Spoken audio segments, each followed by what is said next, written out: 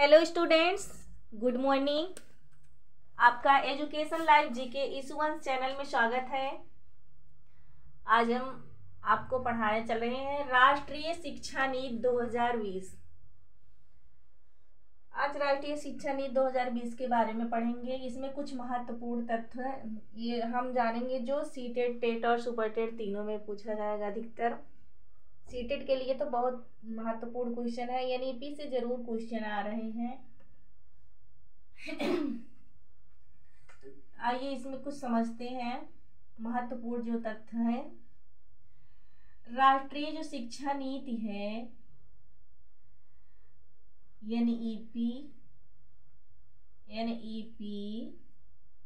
2020 NEP 2020 जो है ये आजाद भारत की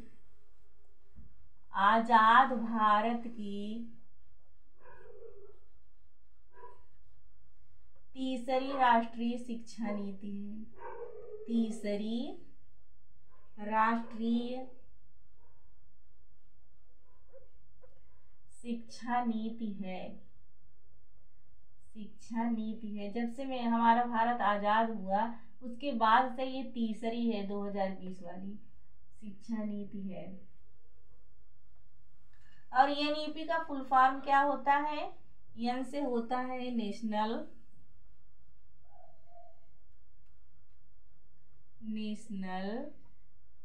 ई से होता है एजुकेशन,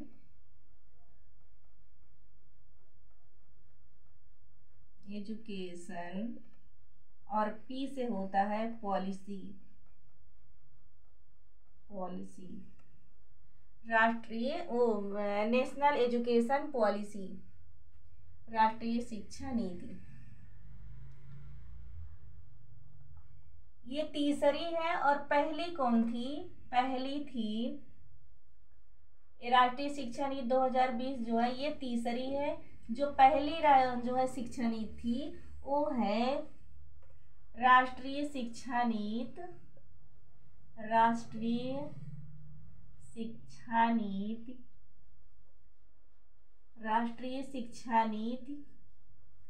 1968। पहली कब आई थी?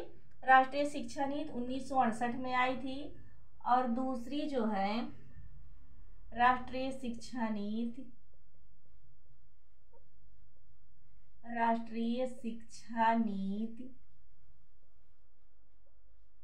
दूसरी जो है 1986 में आई थी।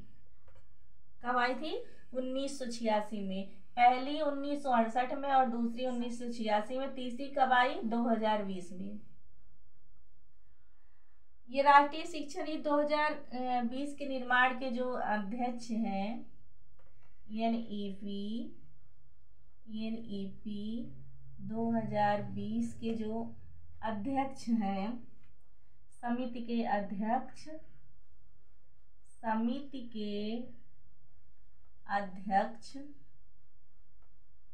एनईपी 2020 की जो समिति है, ये 2020 के निर्माण की जो समिति के अध्यक्ष हैं वो इसरो है। कौन है? इसरो है। एनईपी 2020 के निर्माण के समिति के अध्यक्ष कौन है? इसरो के पूर्व प्रधानमंत्री, इसरो के पूर्व निदेशक,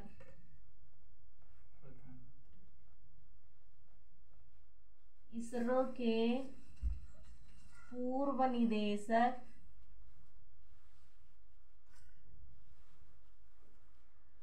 कस्तूरी रंगन थे। कौन थे? कस्तूरी रंगन। इसरो के पूर्व निदेशक कस्तूरी रंगन थे। और एनईपी 2020 जो है इसके अनुसार 2030 तक जो है 2030 तक सकल नामांकन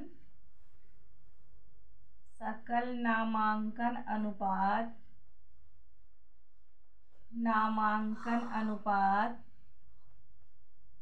जिसको क्या बोलते हैं? ग्रॉस ग्रॉस, ग्रॉस का मतलब इनरोलमेंट रेशियो,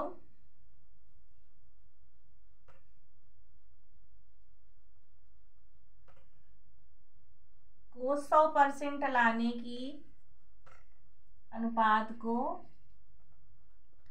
100% लाने का लक्ष्य रखा, लाने का लक्ष्य रखा गया है।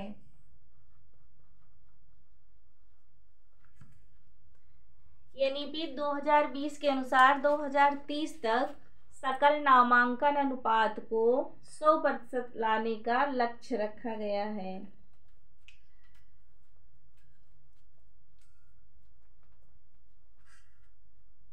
इसको बोलते हैं,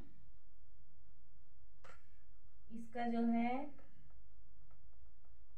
संक्षेप में नाम है GER। जी से है ग्रॉस, ग्रॉस, जी से है ग्रॉस, ई से है इनरोलमेंट, इनरोलमेंट,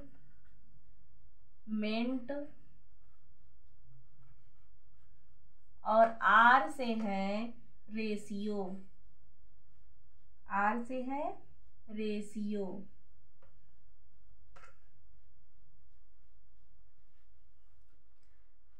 दो 2030 तक जो सकल नामांकन अनुपात को मतलब GER को 100% लाने का लक्ष्य रखा गया है। आगे है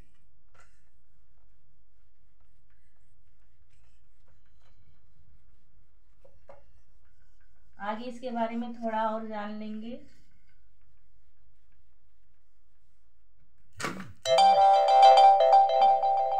पूर्व के शैक्षिक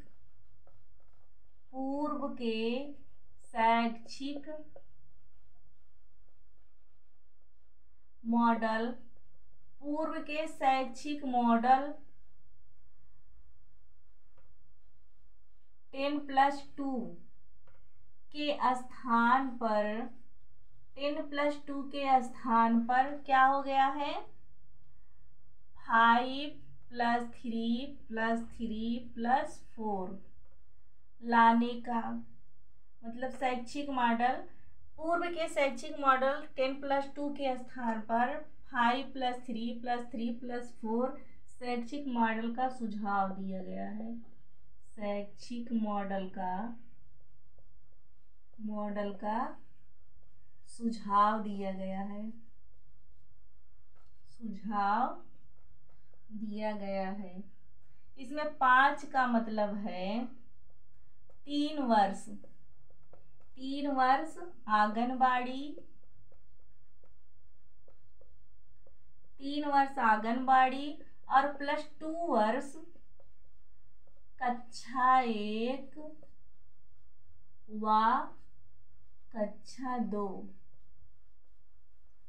ये जो 5 वर्ष जो 5 दिया गया है इसका मतलब है 3 वर्ष उसमें आंगनबाड़ी आंगनबाड़ी के बच्चे रहेंगे, उसके बाद 2 वर्ष कक्षा 1 और 2 के, और इसके बाद है 5+3, इसके बाद 3 है, 3 का मतलब है 3 वर्ष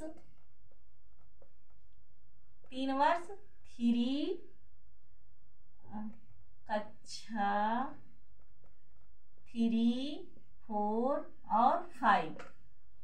3 वर्ष का मतलब है कक्षा 3 और 3, 4 और 5, फिफ्थ,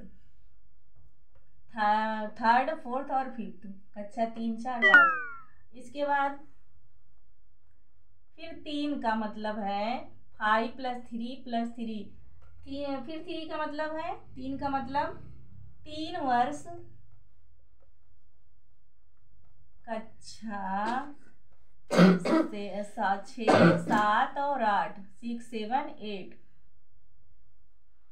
इसके बाद है 4 वर्ष, 5, 3 हो गया, फिर 3 हो गया, 4 है, +4, 4 का मतलब है 4 वर्ष, 4 वर्ष कक्षा 9, 10, 11 और 12।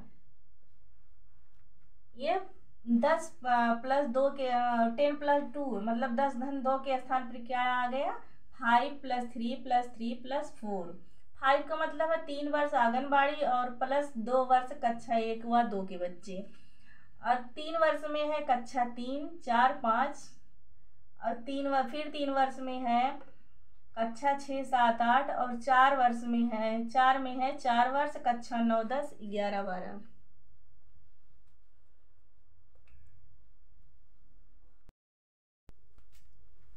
और इसमें यह बताया गया है कि कक्षा 5 तक शिक्षा बच्चों के मातृभाषा में ही देना चाहिए। कक्षा 5 तक जो शिक्षा देनी चाहिए वो उनकी मातृभाषा में ही देनी चाहिए, उनकी मातृभाषा में देनी चाहिए।